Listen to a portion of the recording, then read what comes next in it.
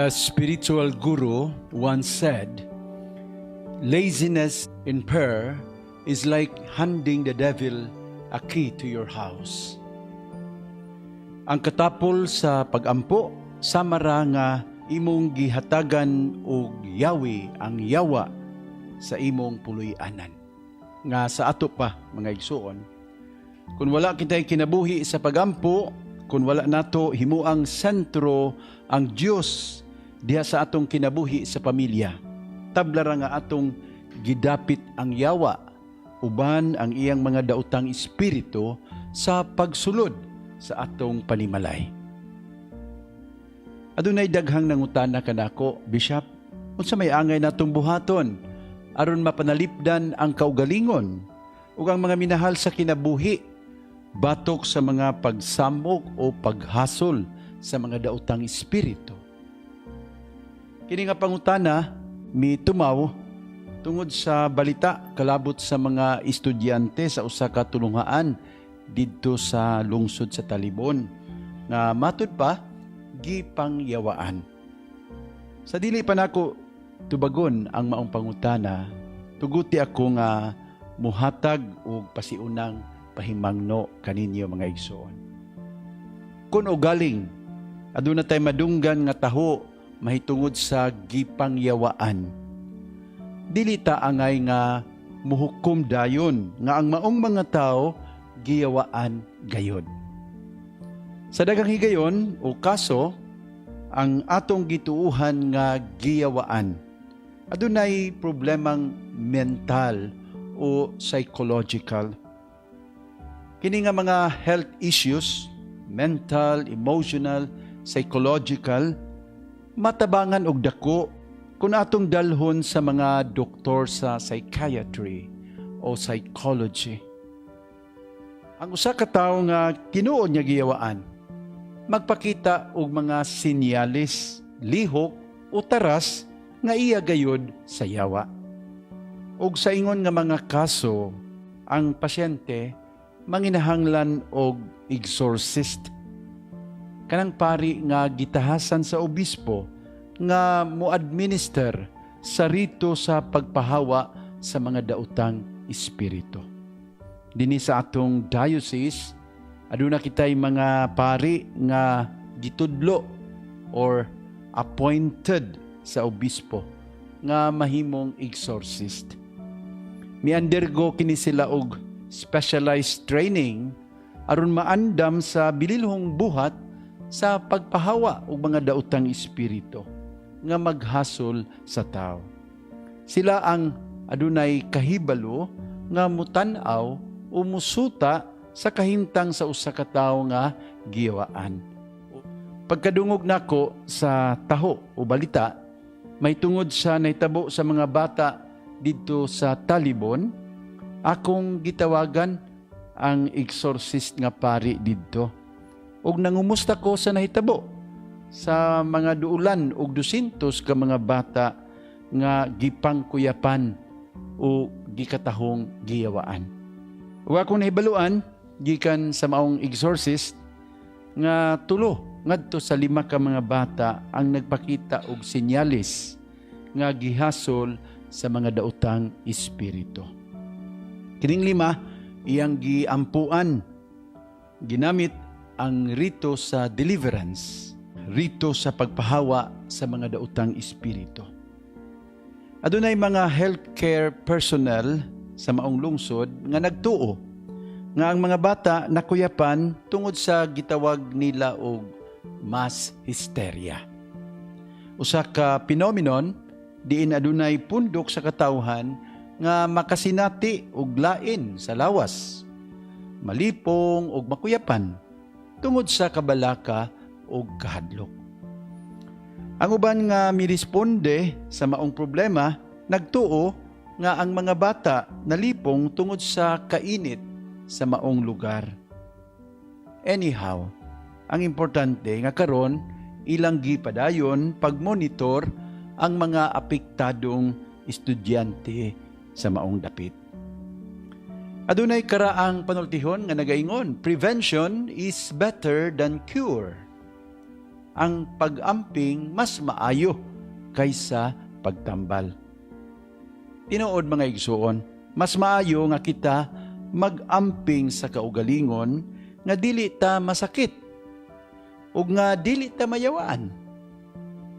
Ang problema sa daghan kanato mao nga ana pa ta muliho kung kita masakit na o kung kita masudlan na sa mga daotang espiritu. Prevention is better than cure. Busa importante gyud ang pangutana unsa may angay natong buhaton aron mapanalipdan ang kaugalingon ug ang mga minahal sa kinabuhi batok sa mga paghasol sa mga daotang espiritu. Una, angay nga likayan. Mga igsuon, angay nato nga likayan ang kinabuhing immoral ug ang mga yawanong buhat. Kung nagpuyo tag kinabuhing immoral o nagbuhat tag mga yawanong buhat, siyempre, duol ka nato ang yawa ug duol sab nato ang mga daotang espiritu. Kaya nga atong gipang buhat ug ang kinabuhi nga atong gipuy-an sama man sa ilaha. Ang lain nga atong likayan, no, kinigyud ang kanunay gitambag sa mga exorcist kanato, kanang albularyo or kanatong gitawag og faith healers or cult practitioners, no? Kadaghanan gud nga mga albularyo motuog na sila mga Dios, no? Mabitaw nga kasagaran nilang ibang buhat kanang paghalad-halad ngadto sa mga Dios or mga espiritu. O kung duol ta kanila, mahimo sad tang vulnerable sa mga daotang espiritu. Mao nga angay gyud nato na sila nga likayan. Og apil niini ang paggamit og mga habak o anting-anting kanang gitawag sa English og amulets. I-discourage gyud na sa mga exorcist tungod kay kana kapahimo natong vulnerable sa mga daotang espiritu. Ang angay nato nga buhaton, una, paligunon ang espirituhanong kinabuhi. Pinaagi sa pag-ampo, pagpamalandong sa mga pulong sa Dios ug pagpuyo niini sa inadlaw-adlaw. Pagaligunon usab nato ang maayong relasyon sulod sa ato ang panimalay. Matud pa, when our home is filled with love, we always find God spoken of. Kung ang balay puno sa gugma, mabati gyud nato ang presensya sa Dios because God is love. Ang kinabuhi nga puno sa Dios dili masudlan sa mga daotang espiritu. Kana ang labing siguro. Ang mga exorcist adunay nindot nga prescription. Gitawag nila kini og cares. Kung kanunayo nato ang cares, dili makaduot kanato ang mga daotang espiritu. Unsa may gipasabot nila og cares? C-A-R-E-S, cares. It stands for C, confession. Pagkumpisal. Ang pagkumpisal, importante kaayo sa kinabuhing Kristohanon. Ang simbahan, nag-oblige ka nato, at least we go to confession once a year. Pero kung magkumpisal kita, sulod sa usa ka tuig, kaduha, katulo, or 5 kahigayon, mas maayo. Dili maayo sa ato kung ang sala ipabilin diya sa atong sulod. Ilabi na kung kini mortal sin. Makapaduol ni nato sa yawa o sa mga daotang espiritu. So, C stands for confession. A is for adoration. Ang pagdaig o pagsimba nga para sa Dios lamang. No? Bililhon kini sa atong kinabuhi. A for adoration. R is for rosary. Ang pagampo sa rosaryo. Bililhon kaayo nga panagang batok sa yawa. Matud pa ang paghawid sa rosaryuhan sama sa paghawid sa usa ka mahigugmaong inahan. E is for Eucharist. Ang pagkalawat, importante kaayo. Tungod kay ang pagkalawat, usa ka pagdawat sa pagkaon nga langitnon. Nga may maghatag kanato og kusog batok sa mga daotan. And then finally, S sacramentals. Unsa maning sacramentals? Mga butang nga gibindisyonan sa pari ug angay natong huptan sama sa krusipiho, medalya sa mahal nga birhen, eskapularyo, rosaryohan, imahin sa mga santos, holy water or blessed salt ug uban pa. Cares giprescribe gyud ni sa mga exorcist aron kita mapanalipdan batok sa mga daotang espiritu.